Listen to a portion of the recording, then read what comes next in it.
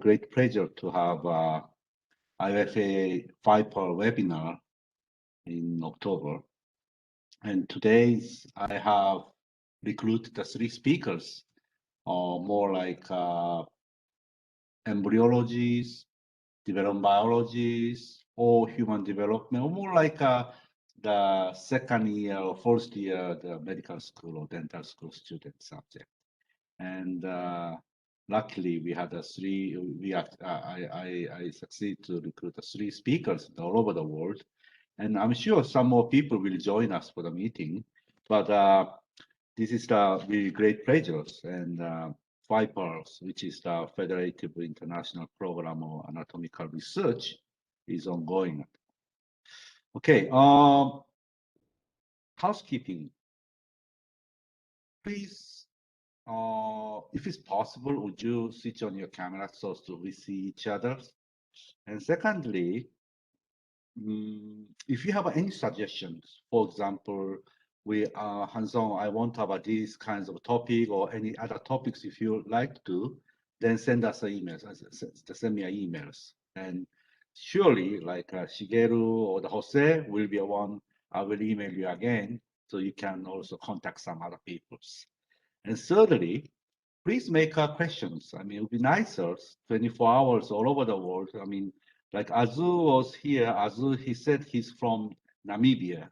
And then also Shigeru is from Japan. Certainly the Beverly is now South Africa. So, I mean, we are all over the world. And we also have meetings, not annual anatomical meeting today from Wednesday to Friday. Then actually I kindly asked the committee member to share the time for this FIPAR meeting. Okay, so 3 things, please keep an eye and also make a lot of questions, and we will surely have a great meeting for each other. Beverly, would you like to say a few words? Microphone, volume. Thanks for giving me the opportunity. Always happy to say a few words. On behalf of the IFAA, I'd like to thank Hansung for creating this webinar series. I think it's very exciting, and also like to wish all of you happy celebrations, as it is World Anatomy Day week, really. World Anatomy Day is on the 15th of October, but around the world, many people are celebrating throughout the week. So we'd like to wish you great celebrations, great debates on anatomy, and we look forward to hearing from you all afterwards as well. Thank you so much, Hansung. Thank you very much, Beverly. Okay, so we have 3 speakers, one from Universidad Complutense of Madrid, Spain. And also the Dr. Shigeru Kuratani from RIKEN, Cluster for Pioneering Research, Japan. And actually, James is not yet logged in, but I think he's going to log in. So probably we have plenty of time, and then let us start the meeting. So first of all, I would like to introduce Dr. Jose Sanudo, and he's going to talk about new insights into the development of the inguinal canal. Please. Thank you very much. I share my screen. The first words are for thanks to Professor Hansung Jung for inviting me to be here.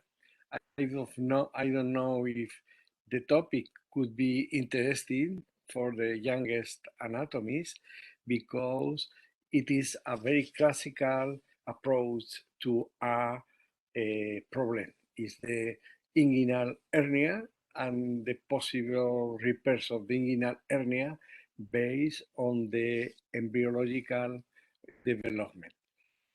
Thanks to Professor Hansung again.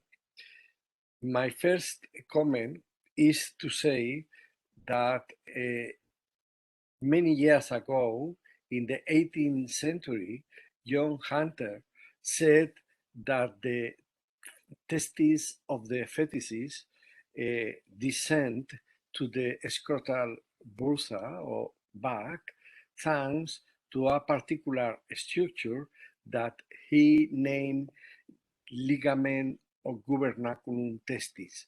That is in Latin, but means the governor, the structure that may possible the descent of the testis into the exterior of the body.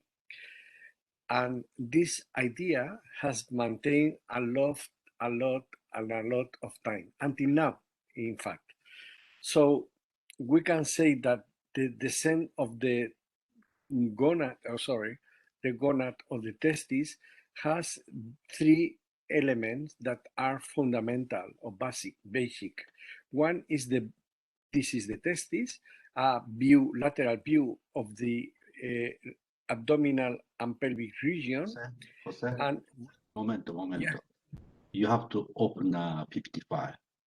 People are still watching Song second IFA FIPAR webinar. So would you? Sorry. Yes, that's okay. It's okay or not? No, it's not okay.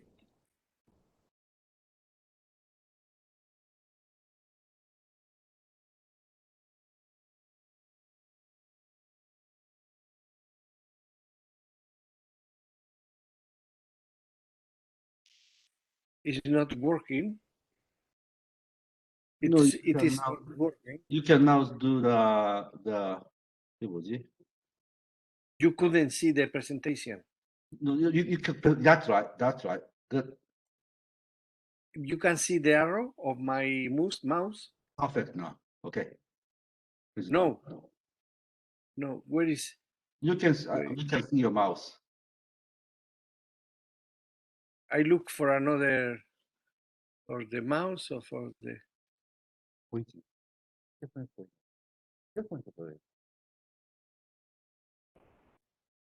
Jose is perfecto. Just use your mouse to give a talk. It is perfect. Okay. Perfecto. Sorry. So I said that the classical explanation for the descent of the gonad or the testis or ovary is implied three structures. One is the gubernaculum. This is the testis, as it is considered that arose from the lower pole of the testis or the gonad until the skin of the scrotum. The other is the abdominal wall in red color, who it is evaginated for facilitating the resection of the testis. And the third one is the vaginal process, that it is no more than the parietal layer of the peritoneum that also evaginated to create a place for protect the testes. That is the general idea of John Hunter, and until now you can see these drawings in any of the books that you can consult it about the descent of the testes. In any way, the reason of the cause for descent of the testis, it is the gubernaculum and a tension drawing the testis until the bursa. First of all, I would like.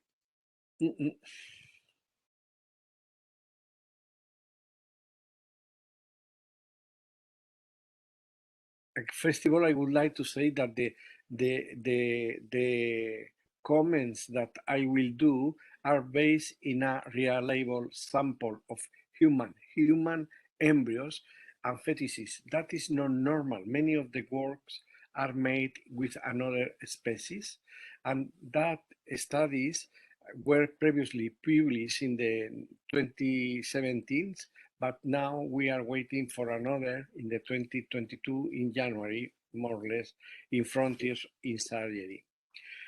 We started with the problems. First of all, is the gubernaculum testis. It is exist or not?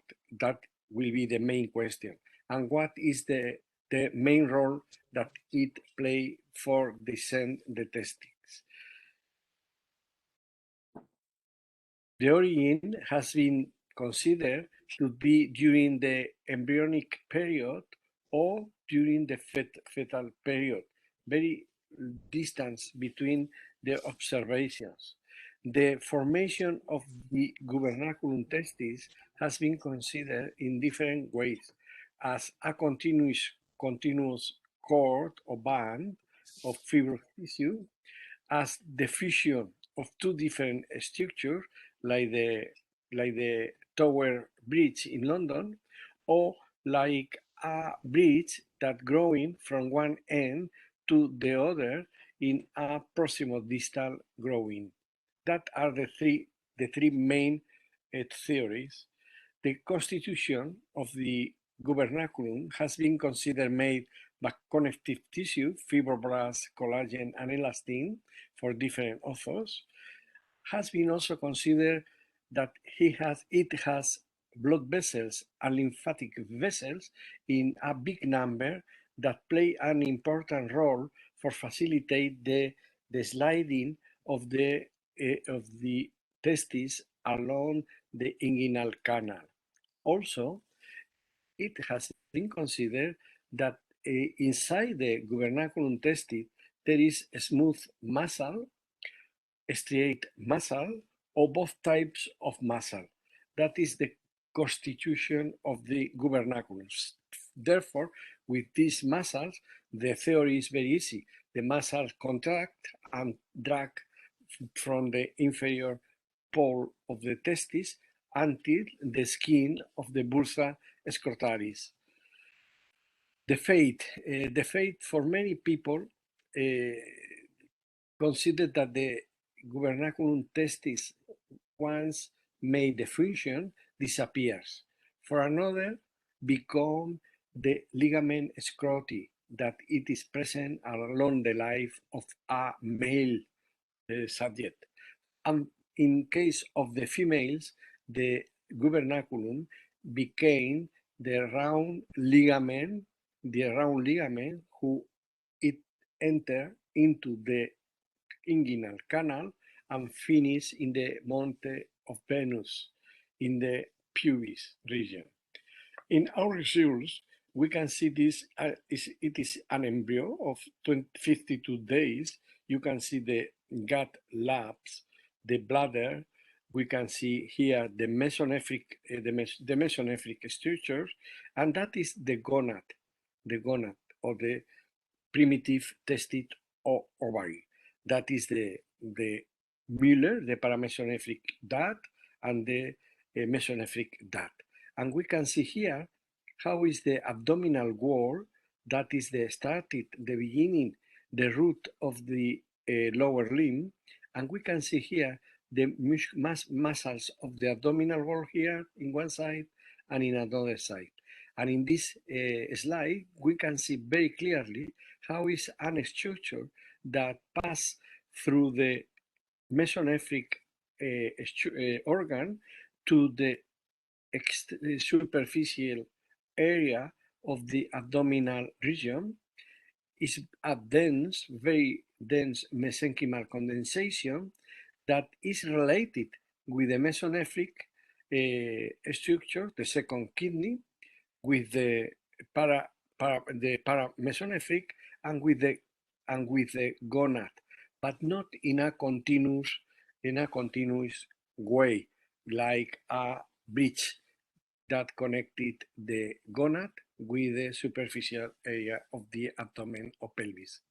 In that way, we can see 2 days more, and this is the abdominal wall, that is the urethra, that is the intestine, the gut, and we can see here the gonad, and see inside the abdominal wall, we can see a structure in magnification here that is a very clear condensation of mesenchymal cells, no more, mesenchymal cells. In that stage is a fetal period, 11 weeks, is that condensation in the abdominal wall is surrounded by the vaginal process, and inside the gubernaculum we can see some elastin fibers. And finally, we can see also in this small area of the inguinal canal one magnification in which you can see here different blood vessels. Lymphatics is not more clear, but that is the structure of the gubernaculum testis in our material, in our study. Therefore, we can say that the gubernaculum appear at the end of the gonad, not in the fetal period. It appears not as a continuous cord, it appears not the fusion of two different structures or like a structure in proximo-distal growing. For now, the idea is that it is a discontinuous band with several part or portions. That is the classical drawing is a complex, but this is a axial section. This is the anterior part, the bladder. This is the intestine. That is the gonad, and that is the different layer of muscles of the abdominal wall. And we can see here the different parts of the gubernaculum testis.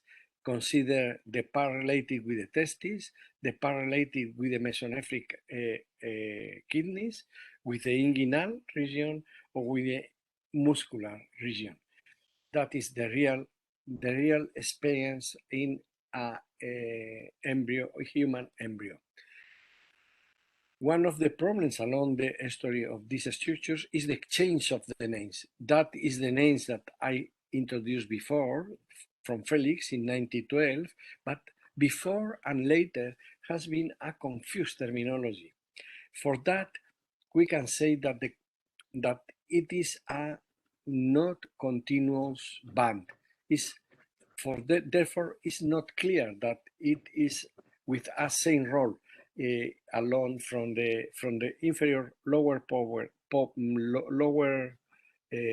pole of the testis until the skin of the scrotum.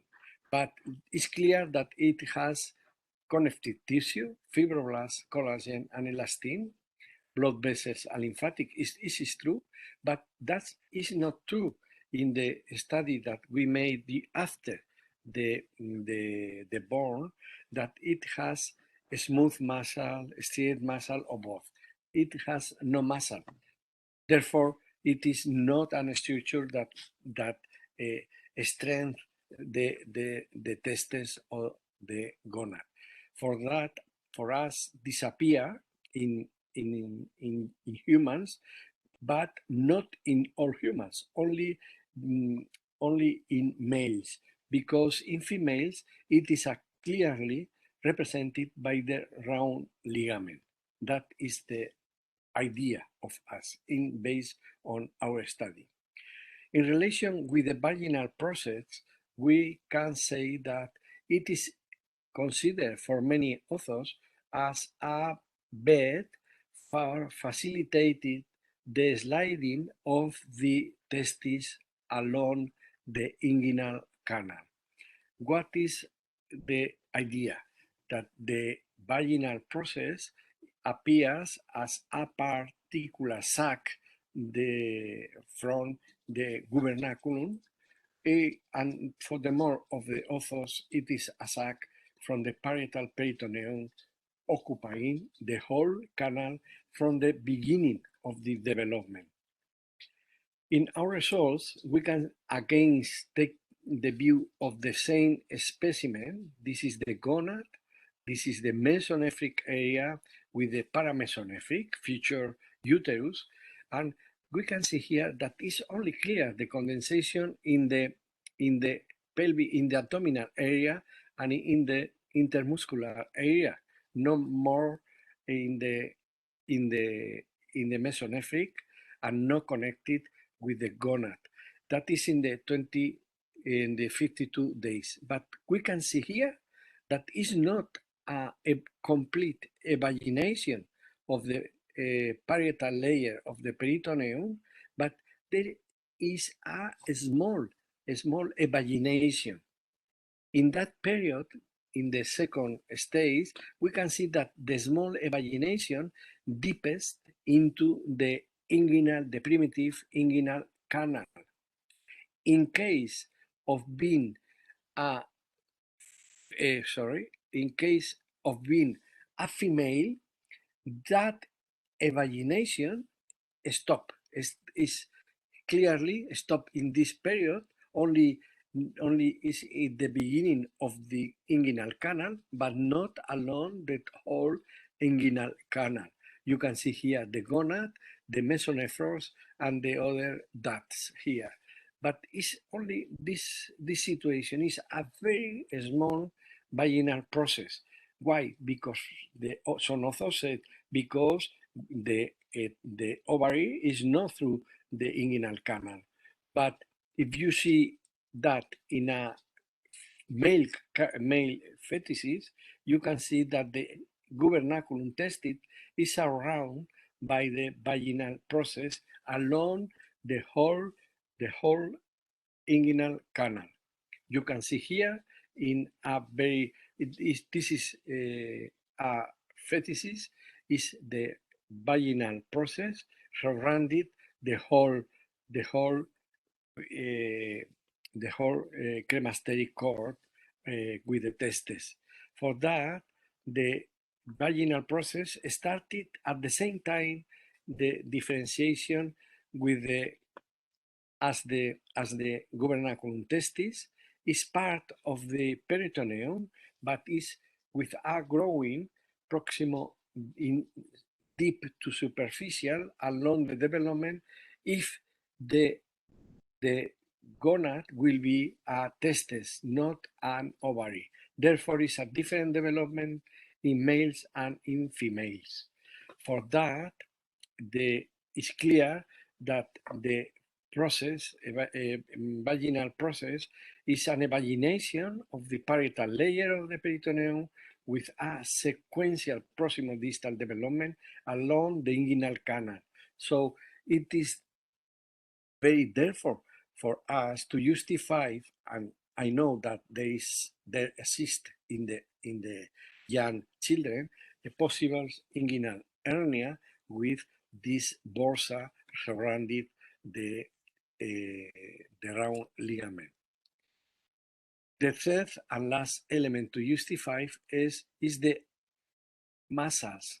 Is the muscle pushing from inside to outside into 3 layers that after that surrounded the scrotal bursa? That is the question. That is the theory accepted today. But if we observe one embryo of stage 16, very young, 41 days, we can see that this is the mesonephric area, this is the abdominal wall, and we can see here the condensation of 2 layers, and here another layer. The size of the nerves are terrible, very, very big, and one condensation appears in the parietal area, in the parietal wall, and here another condensation appears here in relation with the mesonephric duct. If we continue with the development in very soon in the stage 20, we can see very quickly the gubernaculum testis connecting with the mesonephric, and it is connected with the future of the testis, that is a future testis for the organization. Therefore, we can see that the abdominal wall is development at the same time that it is present a plug inside the intermuscular area that we name the gubernaculum testis. This is the superficial ring of the inguinal canal, and here will be the deep ring that will be the inguinal canal. We can see the external oblique muscle mix the internal and the transverse, and here is the condensation of the rectus abdominis. That is a magnification.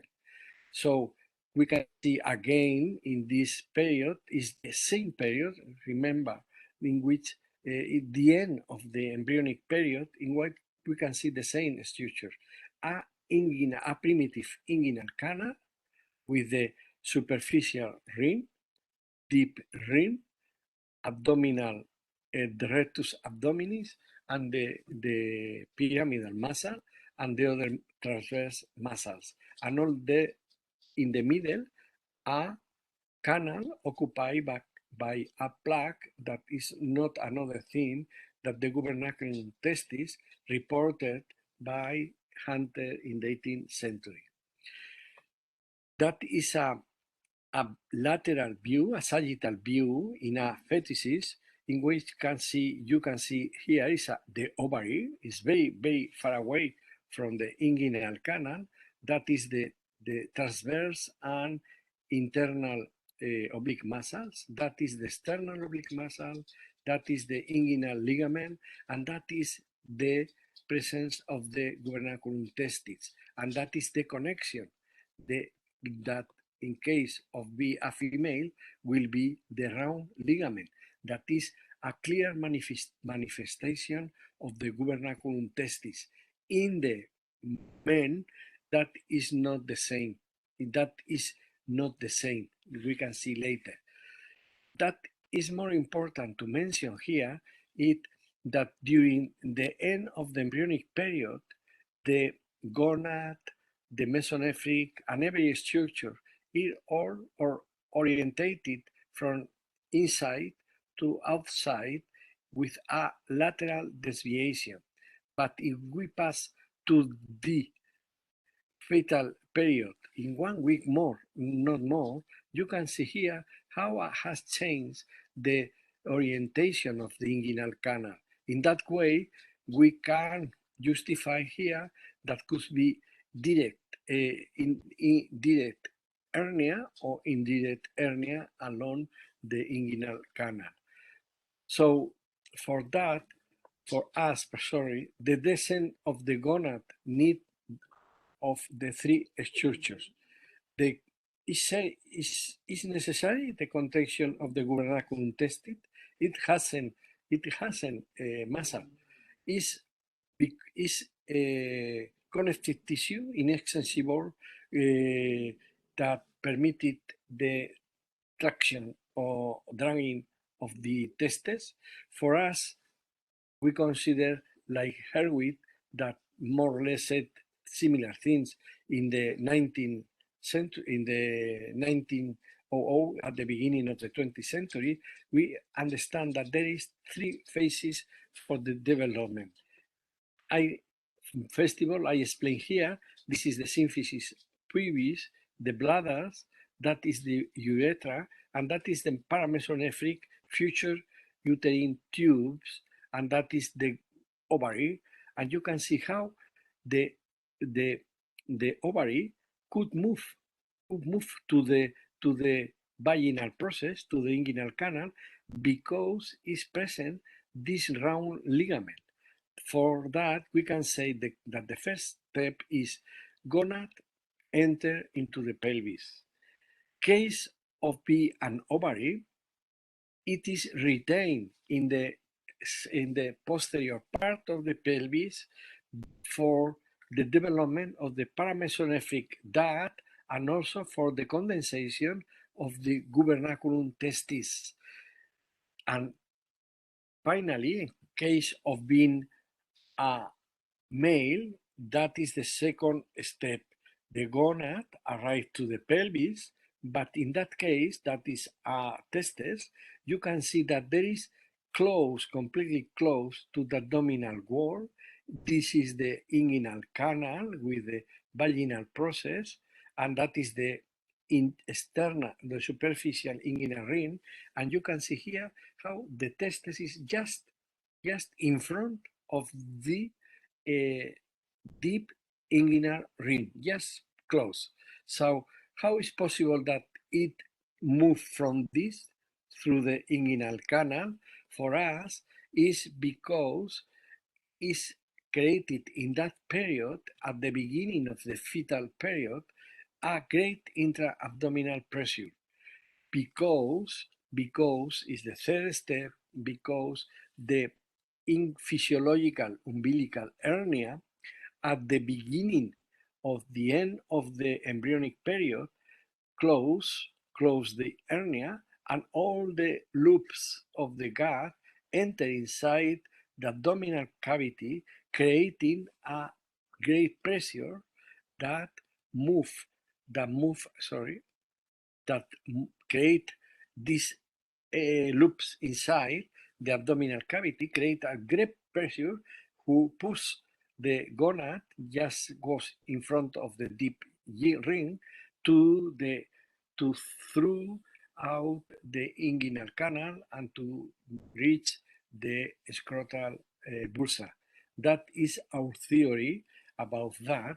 Therefore, the answer to Hunter, he was not far away of the process, but we can say that the role of the gubernaculum testis is more a more ocas who permitted to develop around it the vaginal process, but also the inguinal canal muscles. Therefore, will be more this structure. Anyway, that the whole process is regulated by hormonal and genetic factors that could change some part of them. That is my presentation because I don't know if I pass my 20 minutes, but that was my idea of the inguinal canal. I close the sharing of my presentation. Sorry. Thank you very much. Thank you very much. Sorry for my English. Great talk. Any questions? Any questions from the I've audience? posted a question on the chat. Okay. I can speak to it if you like.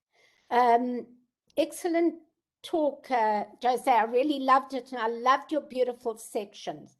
I've always wondered if it's possible that the initial descent of the testis is due to the lengthening of the embryonic body above the level of the testis, and then, as you described in your presentation, that final descent is by the intra-abdominal pressure.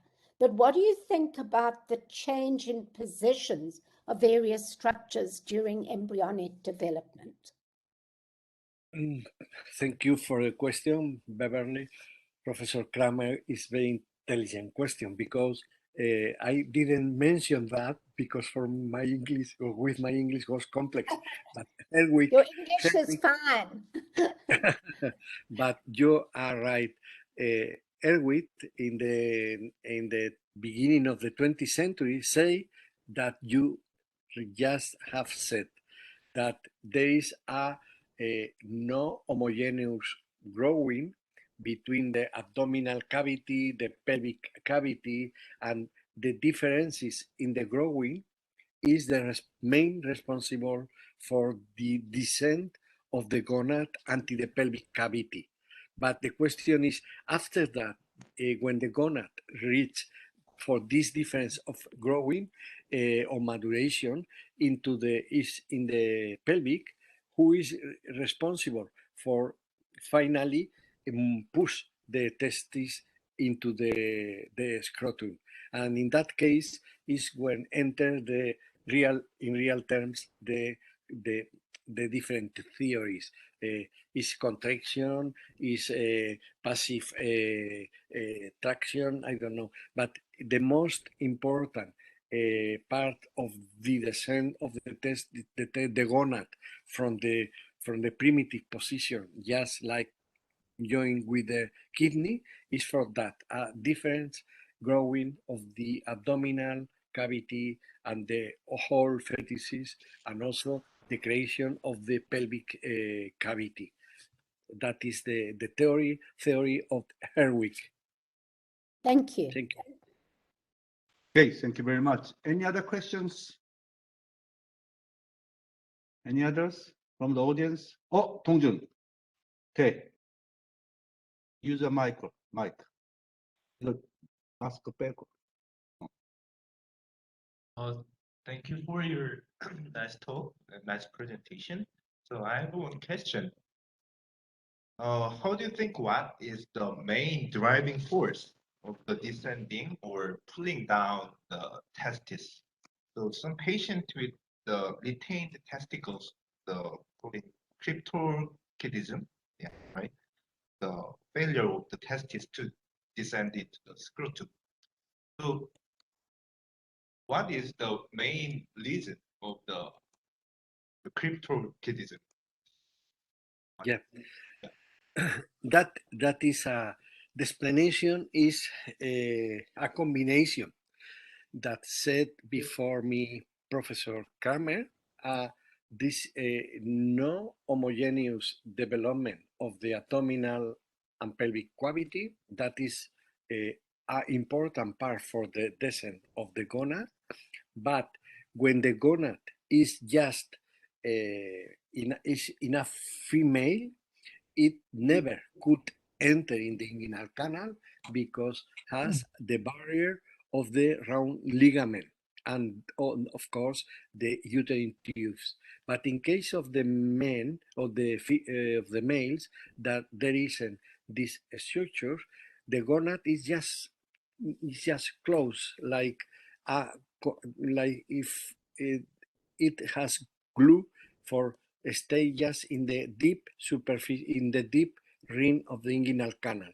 And when the intra-abdominal pressure permitted or push the gonad, it is a slowly process along the 5 months of the fetal life, from the third month, more or less, until burning the baby.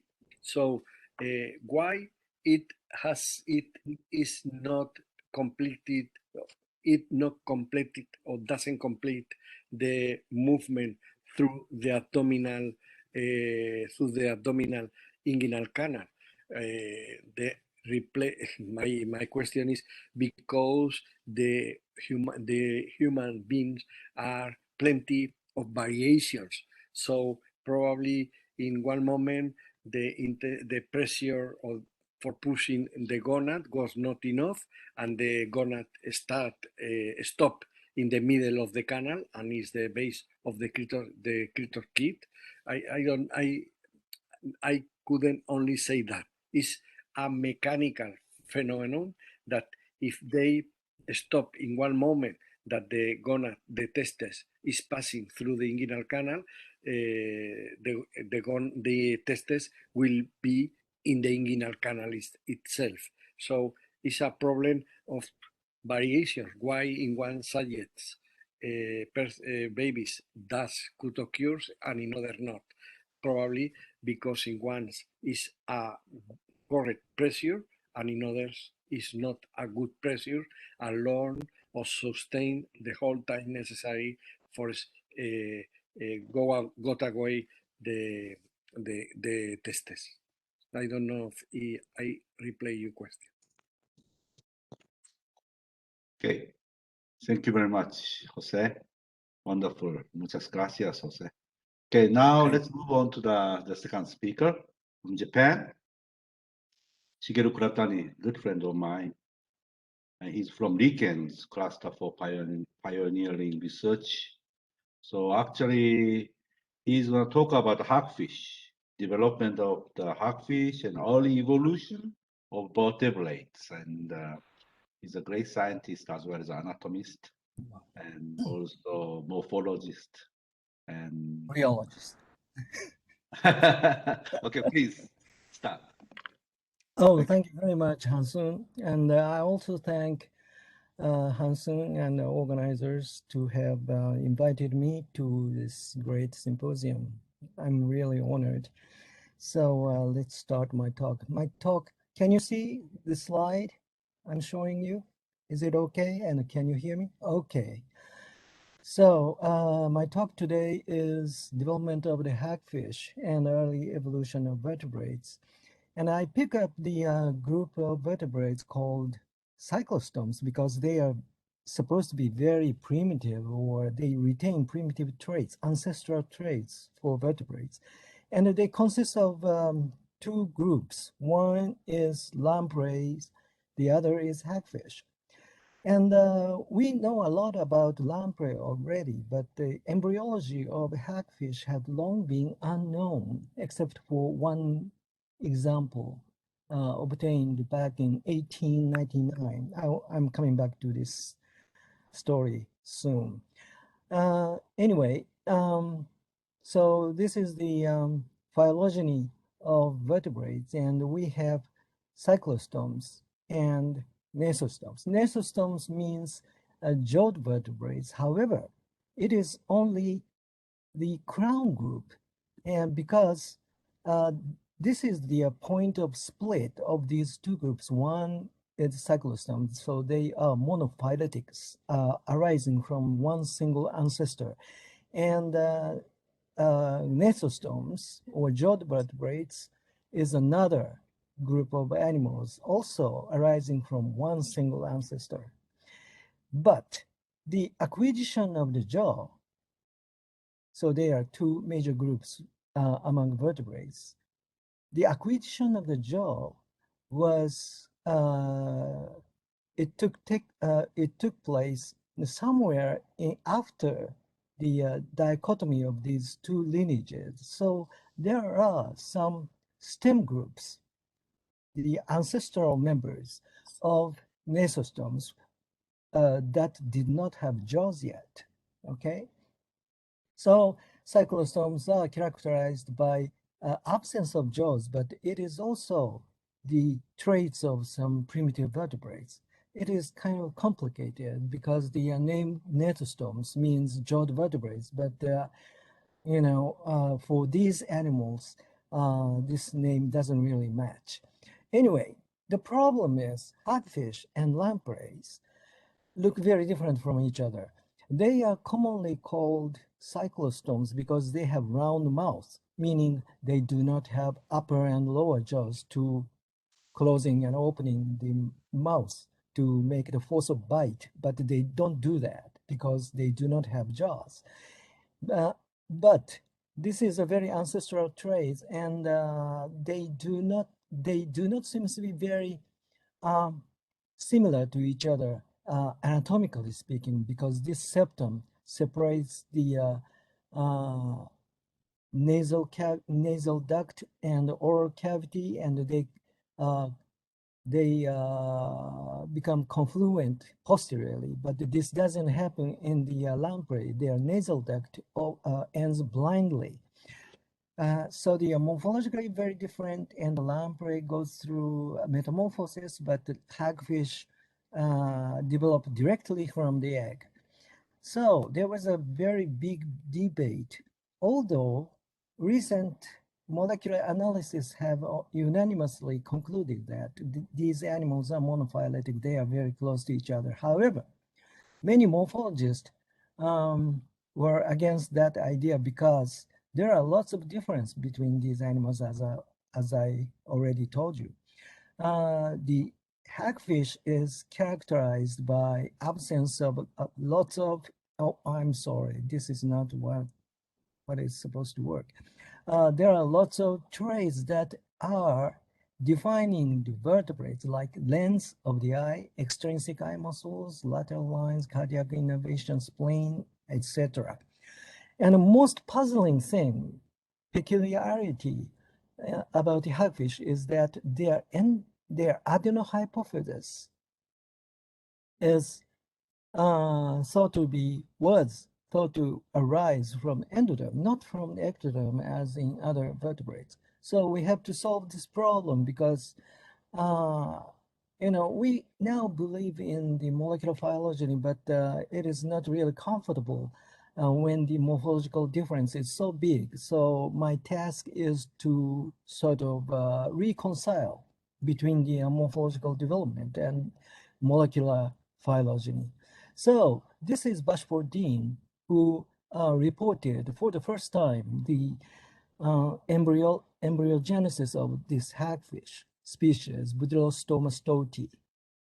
And ever since nobody succeeded in getting the embryos of hagfish, so my former postdoc, Kinya Ota, back in 2006, decided to tackle this problem. And he set up the nice aquarium, and he picked up a species, Eptatratus brugeri, that is living comparatively in shallow part of the ocean. So this is this guy is living very close to Japan coast, and well, mainly west side of Japan.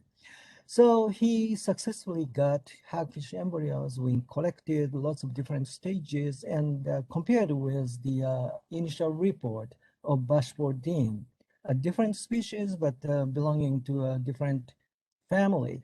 And we found that they are very similar to each other, but our embryos were much nicer in terms of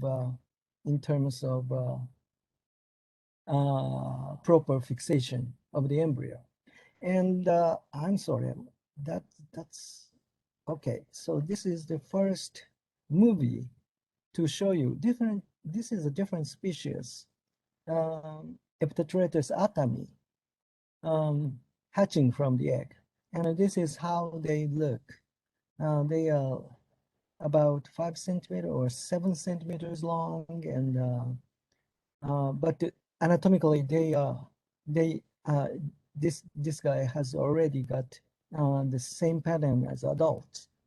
Okay, so we did lots of homework, and we found that many of the features that were believed to be absent from the hagfish were actually present.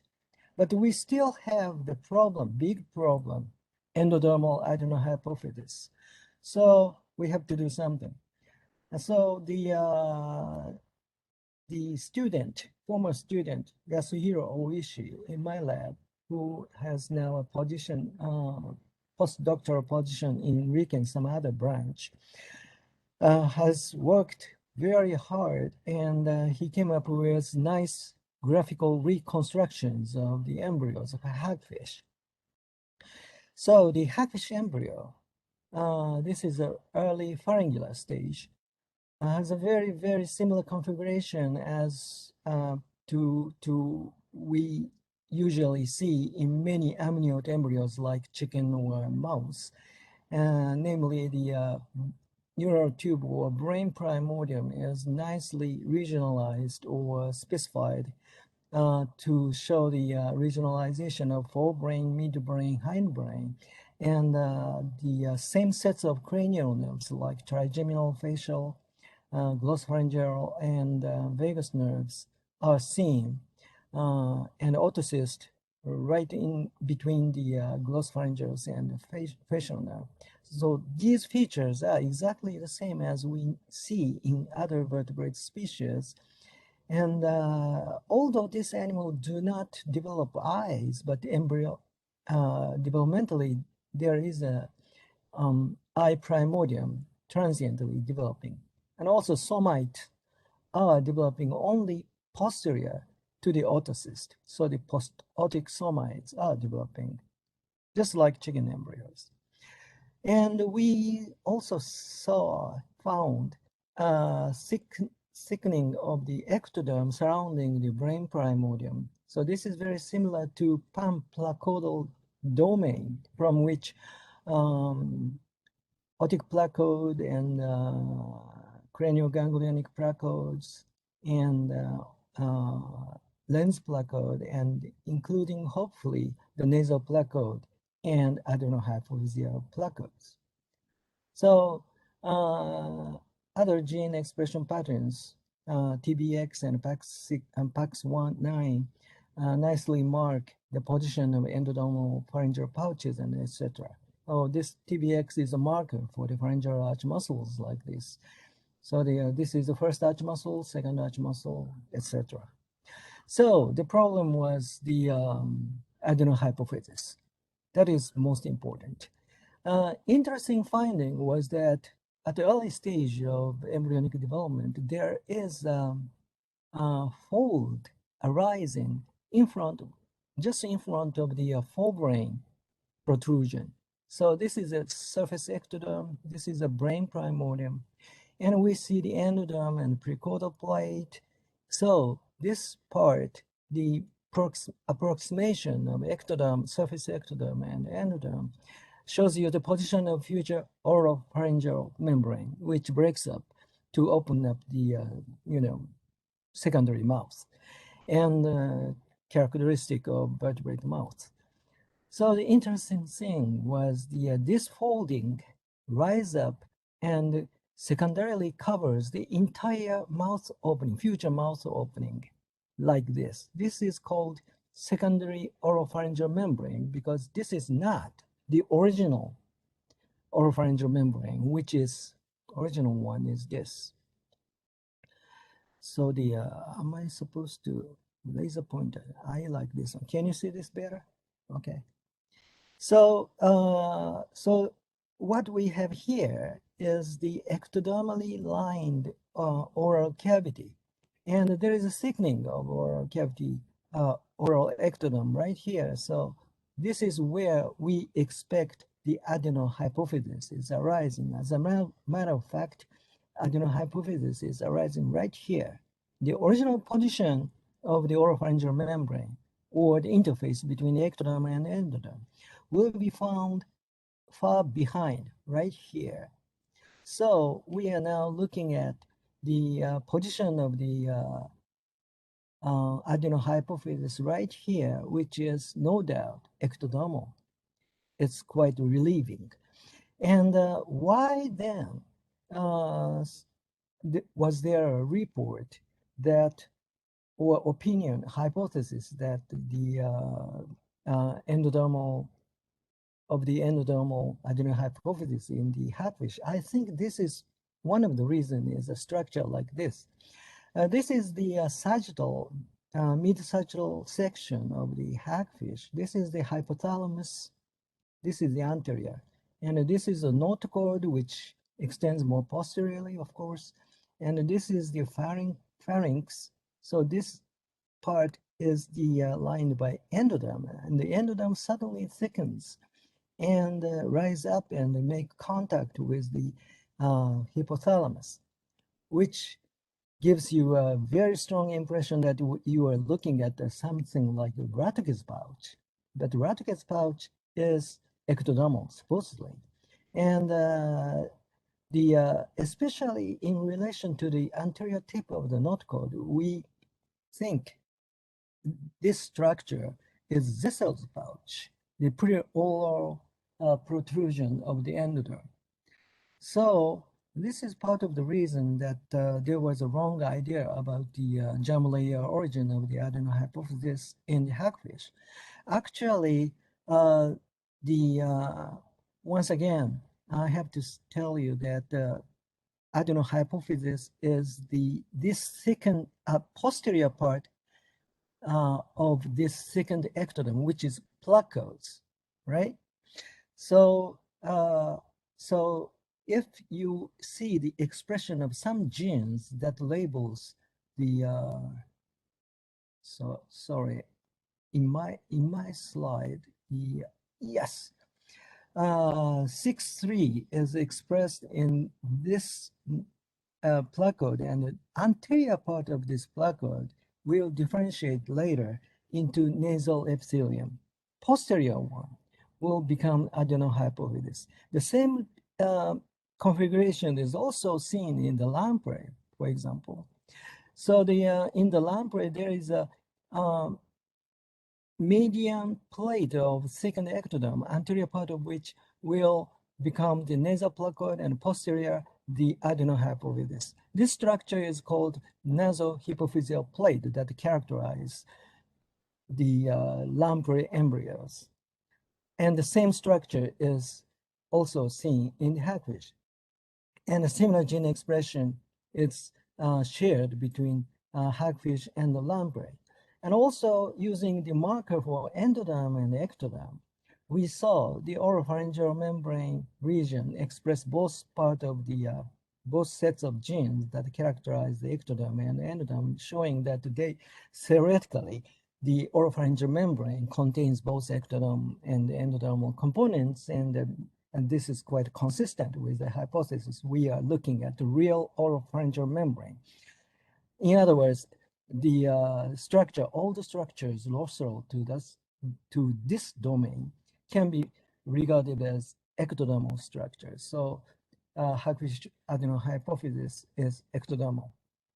So yes. And we also found a very interesting thing. At stage 26 of lamprey embryogenesis and stage 45 of hagfish show a very similar configuration of head morphology, cranial morphology. Namely, there is a anteroposteriorly extending plate, second plate of ectoderm sandwiched by two processes, anterior and posterior, anterior process and posterior process. And there is an anterior process and a posterior process. So earlier stages of embryogenesis, hagfish and lamprey look quite different from each other. And later stages of development also, these animals look quite different. But there is a very constrained stage of development that both species look very similar to each other. And so this characterized, maybe this is the cyclostome specific morphological pattern from which we can establish homology between these two animals, structures of these two animals. Namely, we are looking at the nostril. Nasohypophyseal plate is here, nostril and oral cavity. And we can color different parts of the maybe ectomesenchymal population under the skin. The upper lip primordia and lower lip primordia. And in the hagfish, this upper lip thing will turn into barbels, the tentacle-like structures, specifically arising in hagfish. No such things develop in the lamprey, but these things are evolutionarily speaking homologous to each other. And to support this homology, we checked the innervation patterns of trigeminal nerve sensory branches, and we found that homologous branches innervate homologous structures. And and this pattern is not shared by any other jawed vertebrates, including shark or human. So cyclostomes share very, very similar embryonic morphological pattern, out of which we can establish cyclostome-specific homologous sets of structures and organs. So by using this, we tried to compare the cranium of hagfish and lamprey chondrocranium. Their chondrocrania have been known to be very different from each other, and we found that the cartilaginous sets are coming one of those three components, this anterior process, posterior process, and mandibular arch. And based on that, we can homologize the cartilaginous elements, not one by one, but as a unit of craniofacial development. So this is the mapping, suggested mapping of the developmental mapping of the hagfish and lamprey chondrocranium. And it is so the purple region is made of mesoderm, and all the others are coming from neural crest. And which neural crest are they coming from? The posterior process derivatives are this light blue thing, and anterior process will become yellow cartilages, etc. So now we can now compare the lamprey and hagfish development. Now, jawed vertebrates and lamprey development is more exciting comparison. So early stage of development, the neural crest cells are distributed in a very similar way between jawed vertebrates and lamprey, for example. But if you take a look from craniofacial region from ventrally, due to the difference of placodes, the nasohypophyseal placode or separated nasal and adenohypophyseal placode, the growth of ectomesenchyme differed very, very conspicuously between jawed vertebrates and lamprey. So it seems like among vertebrates, there are two different types of craniofacial ectomesenchymal developmental pattern. One is cyclostome pattern with one single nostril and no jaws. The other is jawed vertebrates. And we tend to think that this is a cyclostome pattern, this is nasostome pattern, but that is not, because as I have told you in the beginning of my talk, the basal group, stem group of nasostome still had no jaws and still had one single nostrils, the pattern which is very similar to this one, which means the outgroup comparison shows you that this pattern is secondarily arising in the lineage of nasostomes together with the acquisition of the jaw. So this is a take-home message. Hagfish has an ectodermal adenohypophysis, which tells you that they have the very similar craniofacial pattern as the lamprey, and there is a cyclostome specific stage of development distinct from the jawed vertebrate pattern, and single nostril and two nostril transition took place in the lineage of nasostomes as a major step of craniofacial evolution. So this is my story, and I would like to thank many of my friends who were involved in this project, and including Dr. Philippe Janvier in Paris, who encouraged me a lot to go for this interesting, curious animal. Thank you very much. Thank you very much. Any questions from the audience, please?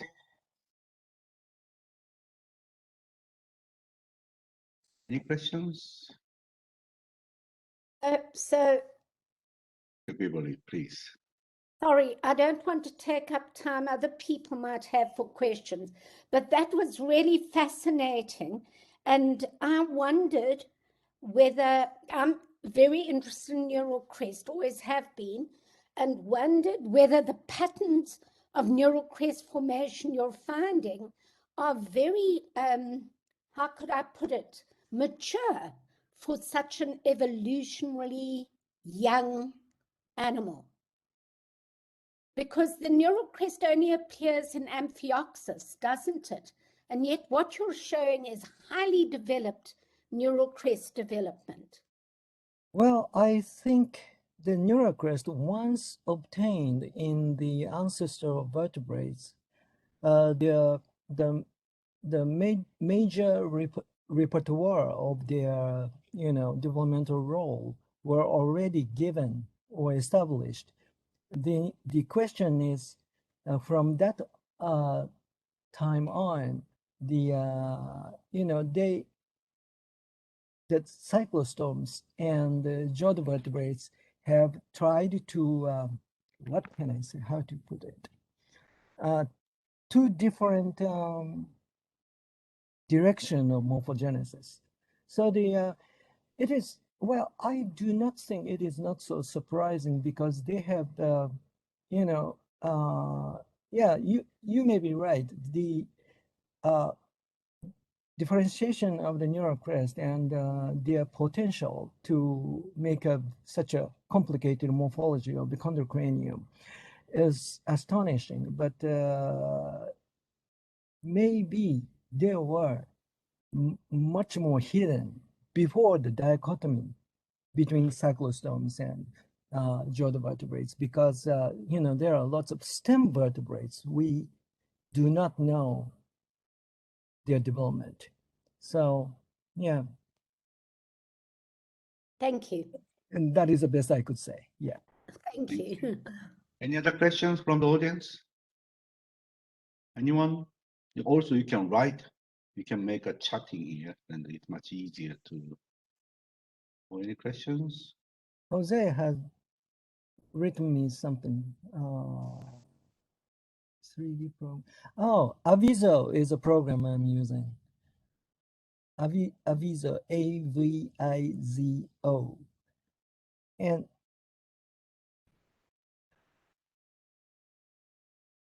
I don't know, you know. Can you see it? I think this was a name for that program. Yep.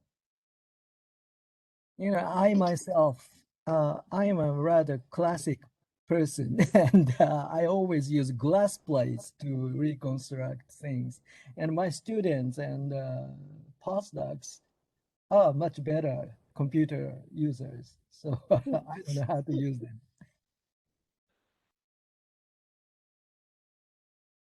So Thank you. let us move to the first speaker. Thank you very much. Thank you. Thank you very much. Very kind of you. Okay, so James. Hello. Okay. Thank Okay. Hi, Nice. folks. Okay. I So was just having some technical difficulties. We use a lot of Zoom and Teams, but not WebEx. But I got there in the end. Okay. So let me see if I can share my screen. Forgive me. yes, please. Can you see that? Okay, perfect. So would you Excellent. to open it fully? Yes, for the presentation. Perfect. So okay, let me speak. The first speaker from the St. George International School of Medicine, Dr. James Coy. And do medical students have a role in advancing research within anatomical sciences? Okay, please go ahead. Thank you very much. And thank you for the opportunity to speak to you. Having heard two very interesting presentations, this is going to be something completely different. So you can probably relax a little bit. We've gone from the clinical to the applied, and now we're going to have some education for you, or some medical education per se. Starting off, I mean, there's going to be three phases to this. We all know how crowded the medical curriculum is, those of us that teach at medical school. And I guess my question for all of us is there a role for medical students to be doing research or to being involved in research? And I'm going to do this in three phases. Like I said, we're going to look at a historical phase. We're going to then look at what the current state of play is. And then I'm just going to tell you what we do here. So we're going to take it from history to current to then local. So when I was just putting this presentation together, I tried to do a bit of a literature review to see what medical students have done in the past. And the answer to that is quite a lot. Okay, we've got some hardcore anatomists here who may be interested in the history of anatomy. So we start off with Niels Stensen, the Danish anatomist you can see on the far left, who discovered the parotid duct in 1661. You've got Johann Hamm, who's in 1677, I couldn't find a photograph of him, in Leiden in Germany, discovered spermatozoa. We have Paul Langerhans, who discovered the islets of Langerhans. August, who in the University of Berlin. August Maurice Raynaud, so that's Raynaud's disease, which you may be aware of. One of the heroes, I think, really here, Auguste Klumpke, the American-French physician who practiced in Paris and really was triumphed the role of women in medicine. You have Rutger Oddi from the University of Perugia in Italy, who discovered the sphincter of Oddi. Bit controversial, next one. We've got Ernest Duchesne, or Duchesne, I should say, who 32 years before Fleming accidentally discovered penicillin, actually found that certain molds had an antibacterial effect, or so he thought. And it goes on, you know, we've got basically Jay McLean at Johns Hopkins, who discovered heparin, okay, Fleck, who discovered the cyanoatrial node, and then more recently, but a long time ago, last century, we got Charles Herbert Best as a medical student who, along with Banting, was involved in the identification of insulin. So yes, historically, medical students have done quite a lot, and that probably reflects the fact that they only really had to study anatomy, a little bit of biochemistry, maybe even a little bit of physics along the way. The medical curriculum has become very crowded, obviously with the advances in molecular biology, the advances really in sociology, and so there isn't really enough time in the curriculum to have an accurate, well, to have research unless you extend the length of the medical degree. Now, the General Medical Council here in the UK has actually recommended that students understand a little bit about research. The reason being is that we are in the era of evidence-based medicine. So our education should be obviously evidence-based. And students should be able to look at any journal and critically appraise that, you know, whether that be a copy of Clinical Anatomy or whether it be the British Medical Journal, the New England Journal of Medicine. Medical students and indeed young doctors should be able to work out where the evidence comes from. So I've just taken this from the British the British General Medical Council, but most medical councils are recommending that we expose our students to some research in some way, shape, or form. Current state of play. I mean, I put this together a few years ago, but if you look at how many students are actually publishing, okay, it's one thing teaching a student as to how to critically appraise a paper. It's another thing to actually get them to publish something. You can see from this worldwide review that there are variations across countries. Okay, so 41% of US medical students are actually publishing a paper. Okay, now admittedly the sample size across most of these isn't that big, but that's because this is not something that is studied that much. You can see across Peru, the UK, South Africa, India, Cameroon, New Zealand, and Iran that there are wide variations between 5% right up to 41%. But the question I think really for most of us is, are they just publishing for publishing's sake? It's known and widely accepted that after a medical student finishes, they go into a period of postgraduate training that is competitive. So is there actually a need for this research? Does it actually lead to the likes of the historical greats that we mentioned, Langerhans, Klumpke, etc.? Or is it just a means of getting yourself up on the ladder for postgraduate education? And that's a question that I'm not going to answer today, but it's something that I think we should all be aware of when we are handling medical students in our labs, and when they do turn up, often mustard keen to do research, but why are they doing it? Is it because they want to advance the field of anatomy? Is it because of the fact that they just want to advance themselves through their careers? As a doctor myself, I can be a critique from the inside. So I'm going to give you now a little bit of meat on the bones with this. Just tell you about what we've done, okay, to try and enable students to get the best part of research, which is to critically appraise, do a literature review, be exposed to ethics, whilst dampening their drive to publish to a degree. Now, by all means, we want our students to publish, but it's just a question of whether they're publishing for publishing's sake. So we did this Sarah Suleiman and myself, she's moved on to the University of Bristol, set up a ultrasound-based research project, which heavily focused on anatomy, obviously, because as we practice medicine, we've moved from inspection, palpation, percussion, auscultation, which is a method that we use for examining our patients, but now ultrasound is really key at the point of access and indeed delivery of diagnoses. So we started off in 2015. We enrolled about 30 students into a course, very, very cognizant of the fact that their curriculum is already busy and that we're busy as well.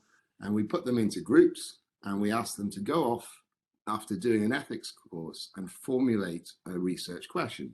Often the research questions were widely ambitious, as you'd expect from a bunch of arrogant medical students. But they came back and we tethered them a little bit and said, well, what can you realistically achieve in 20 hours? Okay. Now, ultrasound at this time, you know, even though this is only 7 years ago, was growing in popularity as a means of actually teaching anatomy. But the students were kind of put off by the machine. They were kind of put off by the fact that everything looks like shades of grey. So we decided to flip that really and say, well, listen, you go off and try and find something you want to investigate in the human body. Condense it down to about 20 hours. The students basically eventually did a feasibility study whereby they had me basically telling them what was possible and what wasn't possible, collected some data, wrote it up, and then actually presented it to us. Okay. We didn't realize, however, that there would be actually some scope for these students to actually present their findings through poster presentations and indeed oral presentations at international conferences. So we developed this really for to improve their ultrasound knowledge, to make sure that they actually are exposed to doing a literature review. But in actual fact, the unexpected effect, but welcome effect, was that we were able to take many students, okay, and I'm just going to go through these slides relatively quickly. 150 students enrolled in the project since then, and 48 of those students have presented at international conferences. So despite me saying that we wanted them to do, not just to do research for research's sake, so they could boost their acumen applying for postgraduate placements, a lot of them have been able to do so. So 48 of those projects have been presented at international conferences all around the world, and gone on to win things as well, which always warms my heart. But that said, how many of these wonderful abstracts that we've been publishing have actually gone on to publication? Okay, the abstracts are getting there because of the posters, but in actual fact, you can see a very small number have actually gone on to being actual full papers in clinical anatomy. Only 3 in actual fact, which saddens me somewhat, because you do encounter students at the front end of this saying, oh yeah, we'll find some time across the next 2 or 3 years to write up this script, but they haven't. And that's probably something that takes me slightly back down to ground. You know, it's great when they've got us there to push them on, to get the poster over the line or get the oral presentation over the line. But when they go into the midst of their clinical rotations, not so easy to control them, especially because I only really have them for a year here, their first year of medical school. Then they go off all around the world to clinical rotations, predominantly in the US and Canada. And then at that point, they're lost to follow-up, as we'd say in medicine. So many of these projects are in progress, okay, which means that effectively they are probably going to fall flat and not be followed up, which is a shame, because up until this point, literature review is done, posters being presented, prizes being won, but they have gone on to bigger and better things. So thought about another way of doing it. Okay, how can I actually incorporate something into their degree? Okay, many medical schools in the UK have an intercalated, and around the world I should say, have an intercalated degree, whereby across the course of a 5-year MBBS, you get 1 year of research. Okay, in the US that's not typically the case, and we teach to a US curriculum. So we incorporated a BMed Sci and actually delivered a BMed Sci degree through validation, etc. for our students, which means that I now have a little bit more control over what they do in the future. They only get that Bachelor of Medical Science degree, okay, if they actually go on to complete some of the work that they start during their year here. We've got about 24 students enrolled in the first cycle. It's a very similar pattern. Okay, they still need to do an ethical, they have to do an NIH certification. They basically now are more focused on a systematic review or literature review at worst, meta-analysis at best, but systematic reviews is the point that they tend to land. It takes more hours per student, but the students are obviously very goal focused, so they're kind of keen on getting the degree at the end. Now, I'm conscious of time, and I know I started a little bit late, but the slides that I did flash through were just the slides that show the student satisfaction across the both of these programs. The students like doing these things. I can just go back to showing you that. But the other thing that they, not so much the ethics bit, but the students liked the non-cognitive aspects of these projects as well, okay? And that meant that, what do I mean by that? Well, we're talking a lot about the hidden curriculum in medical education. And that does lie to those things that aren't necessarily formally examined during the conventional curriculum. So that will be a point that I'll come to in some of my outcomes. Okay. The first group that we got through of these BMed Sci projects, as you can see, the majority of them were literature reviews. We had the same issues, students thinking that they could do, there's a lot of COVID related stuff, so outside the scope of this group, but this was in the midst of COVID-19. And as you can imagine, some of the students may have somewhat lofty ideas as to what they could achieve through doing a literature review, but obviously the literature was coming out in real time. So some of the projects actually were and have gone on to being published and indeed cited quite a lot because of COVID-19. You put basically anything, put COVID-19 on any paper and you'll get it published, as you'll probably all know. Students were, across this, were able to come up with ideas about how BCG vaccination might affect COVID-19. All kind of lofty, but stuff that's being accepted across a whole host of journals. The only thing that's really anatomy focused on this one is something that we've been doing in conjunction with surgical colleagues here in Newcastle who are working with 3D, with our group who's involved with 3D printing and trying to help optimize lung transplantation here in the UK. So in finishing up, I would say that, you know, we started off obviously with a historical context. We've had an idea of what other countries are doing around the world. And obviously with this being the IFAA, this is why I thought this would be an interesting group to present this to give you some ideas maybe also of what we're doing and how you can enhance the students' understanding of research without basically taking too much time out of their curriculum. So the outcomes that we've basically quantified and qualified, I think, are that either the selective or the BMed Sci do enable students to actually apply some of what they're learning to research. Okay, they have to learn anatomy in any case, so understanding how there's an interface between anatomy, wider medicine, and research has been definitely one of the outcomes that we've been able to establish.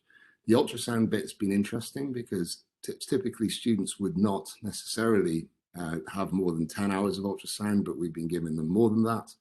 We've been introducing them to the research cycle, okay, and so they can understand how you start off with ethical approval and how you end up with a project at the end of it, and presentation skills. The hidden curriculum part that I referred to, well, it does enable our students and indeed our faculty to interact with in a manner that's outside the classroom, which is kind of nice, okay? We've been able to introduce the concept of evidence-based medical education and developing, of course, the learning portfolio of these students moving through. that's it from me. I'm quite happy to take any questions that you may have.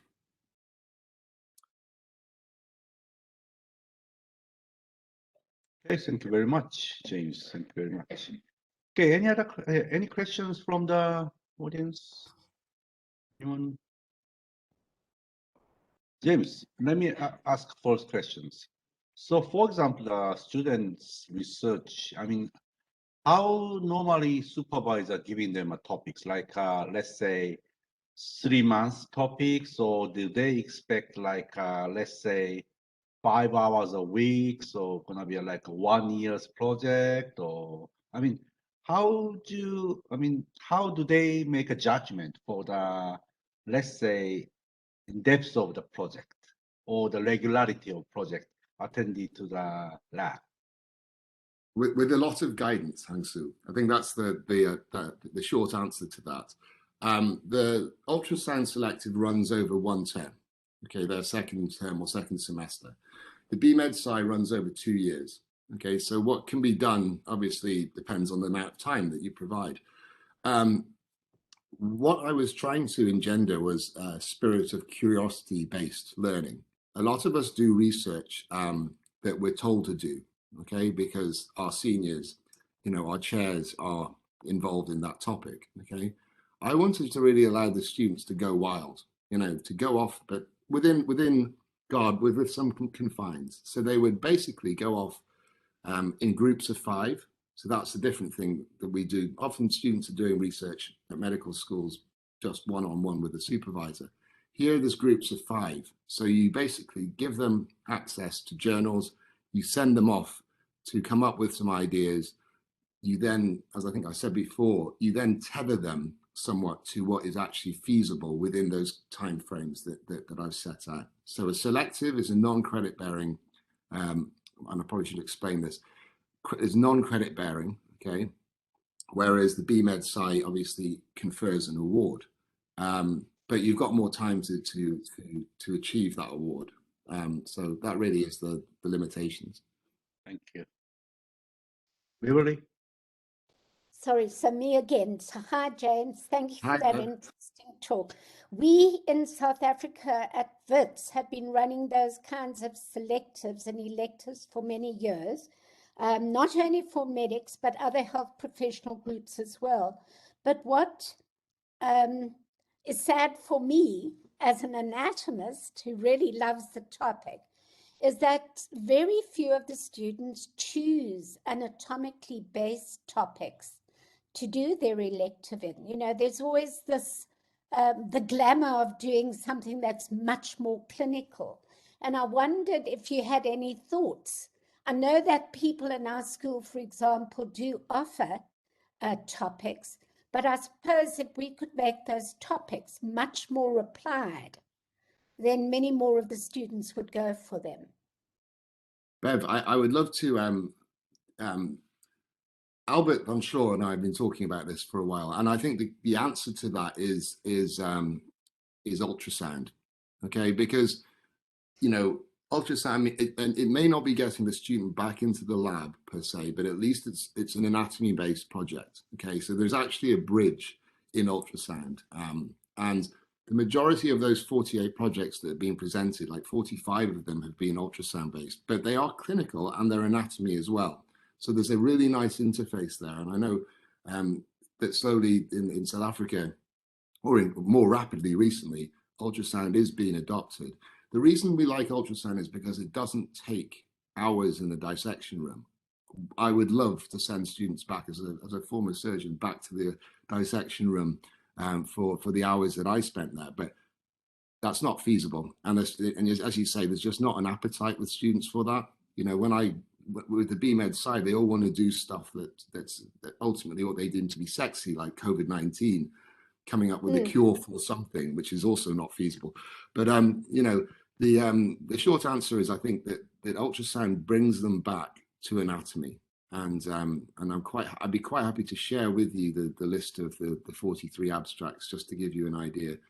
Trying to get students to do dissection-based anatomy projects is very, very difficult without taking them out for a year. And so we do some of that in Grenada, as you'll be aware with Marius's group, but Yeah. limited. Thank you. Okay, thank you. Any questions? Not even for the James, but anyone from to the Jose or the Shigeru's, any questions? No, thank you. Okay.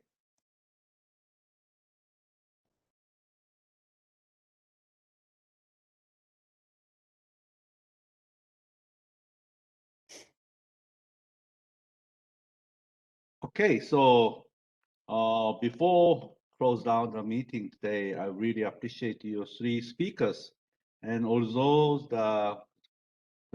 we are all over the world, from Spain, UK, Japan. I'm in Korea. People is in South Africa, and certainly Professor Zhou Changman is China. Yeah.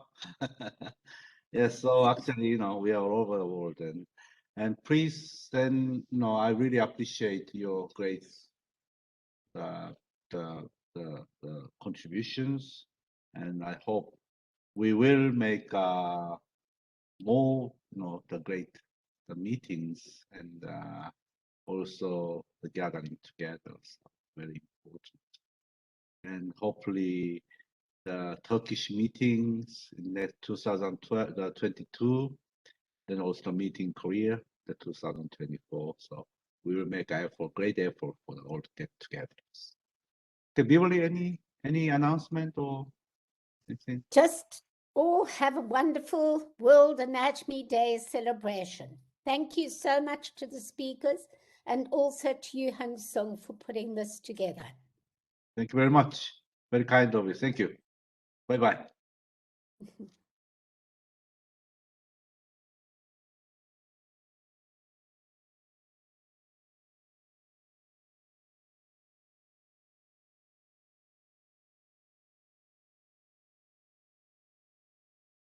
Thank you. Thank you. You from where, Indonesia or?